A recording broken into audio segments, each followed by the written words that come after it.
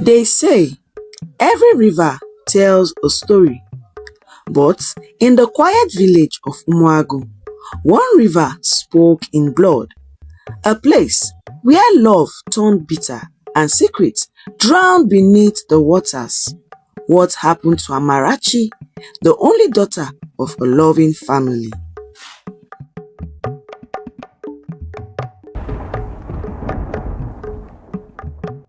Once upon a time, in the peaceful village of Umagu, life was simple and sweet. The people were kind, hardworking, and lived as one big family.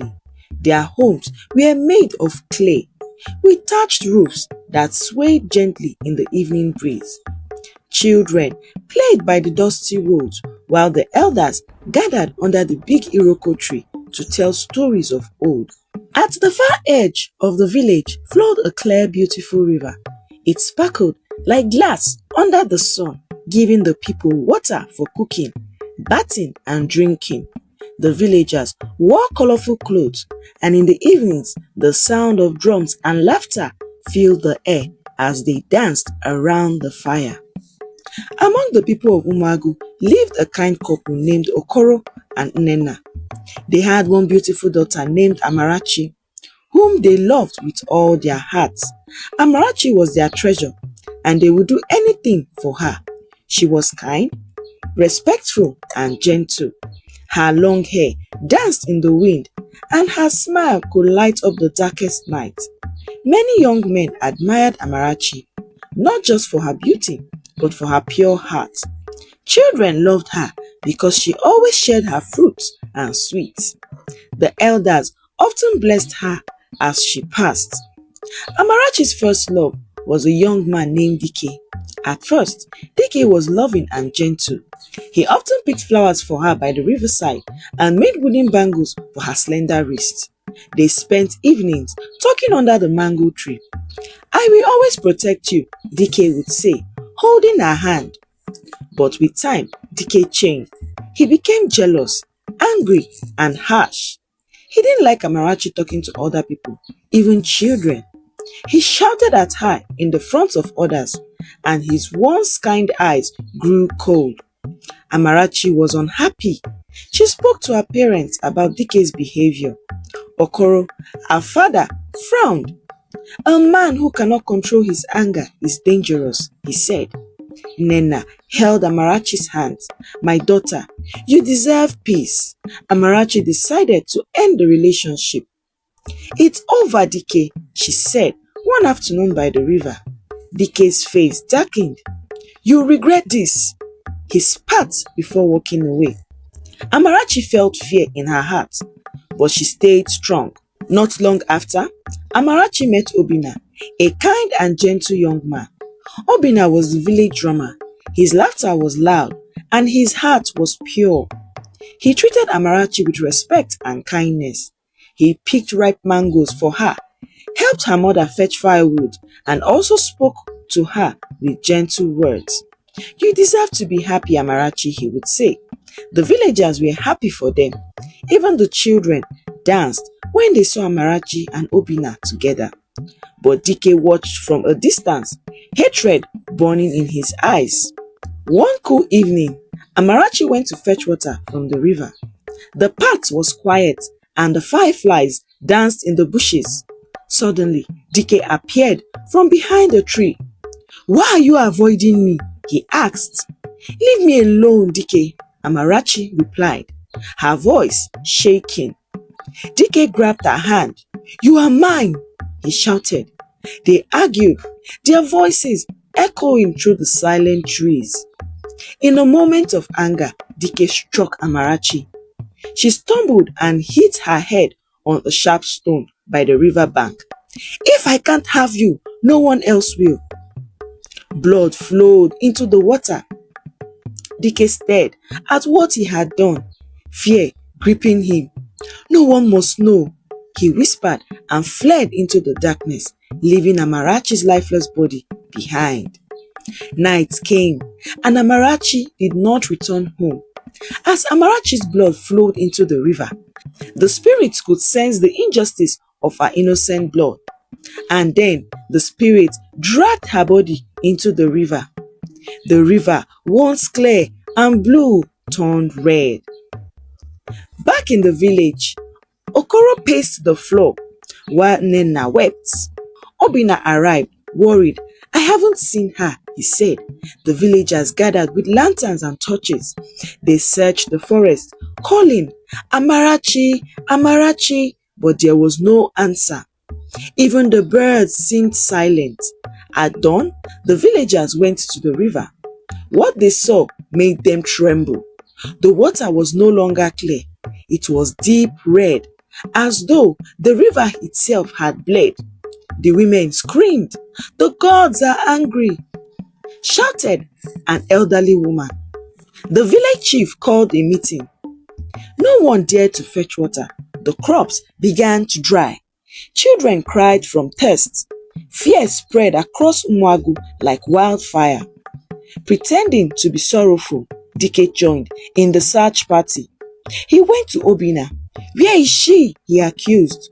"What have you done to Amarachi?" Obinna's heart pounded. "I would never harm her," he cried. The villagers began to murmur. Some looked at Obinna with suspicion. The chief ordered everyone to stay calm until the truth was known. Days passed. The river remained bloody. No one could fetch water. The crops wilted under the sun.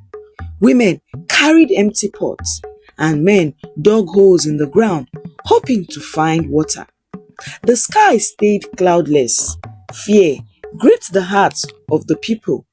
The elders begged for the gods' mercy, offering yams, kola nuts, and goats at the shrine.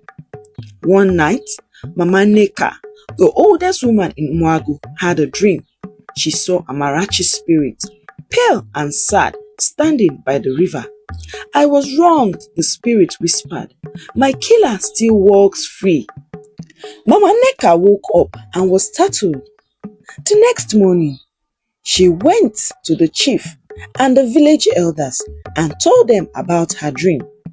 "I saw Amarachi in my dream," she announced. The chief and the elders gasped.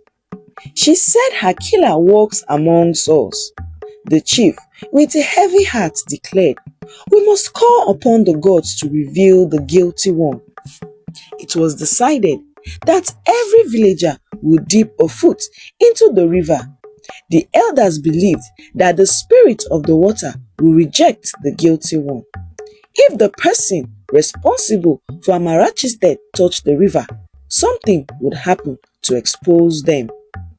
The people lined up by the riverbank as the chief led the ritual. One by one, they stepped into the water. The river stayed calm. It was getting fast to DK's turn, and his heart pounded like a drum. His hands trembled. Sweat poured down his back. He searched for a way to escape, but Obinna was nearby, watching him closely. "Where are you going?" Obinna asked, grabbing his arm. I need to ease myself," DK stammered. "Not now," Obinna said, pulling him back into the line. The line moved slowly. One by one, villagers stepped into the river. The water stayed calm and clear. When it was DK's turn, the wind rose and the river's surface rippled. The chief, who led the ritual, chanted ancient words, calling upon the river spirit. DK stepped forward, his feet shaking. The moment his toes touched the water, it hissed and turned dark. Gasps filled the air.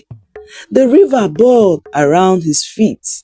"The gods have spoken," cried the chief priest. DK fell to his knees. "Forgive me," he wept. "It was me. I am responsible for Amarachi's demise. I didn't mean to. I was angry. It was an accident." The villagers wailed. Obinna dropped to the ground in sorrow.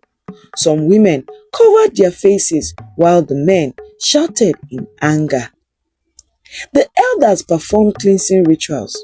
They threw palm leaves and white cloth into the river, calling upon the river spirit. That night, a gentle rain fell. By morning, The river was clear once more, and Amarachi's lifeless body was laid by the riverside, dressed in the finest of clothes. Her family could finally lay her to rest. Once again, the children splashed in the water. The land was saved. Joy returned to Umuagu. The women sang and the men rebuilt their farms. Obina mourned Amarachi but thanked the gods for revealing the truth. The chief thanked Mama Nneka for her wisdom. The villagers promised to cherish peace. DK was banished from Umuagu. The chiefs declared, "Never shall you return." DK left with his head bowed. The villagers prayed he would find no peace for his wickedness. That night, Mama Nneka dreamed again. Amarachi appeared to her, smiling. "Thank you," she whispered. The river sparkled under the moon. Her spirit was finally at peace. From that day, the people of Umuagu learned to guard their hearts against anger and jealousy. They promised to treat one another with kindness and listen when elders spoke. The river remained pure. The peace filled the land. The lesson from the story is anger and jealousy can destroy lives, but truth, courage, and unity can heal even the deepest wounds. Always choose peace over hate. Thank you for watching. I hope you enjoyed the story. Share your thoughts in the comments. I'll be waiting to hear from you. See you all in our next story.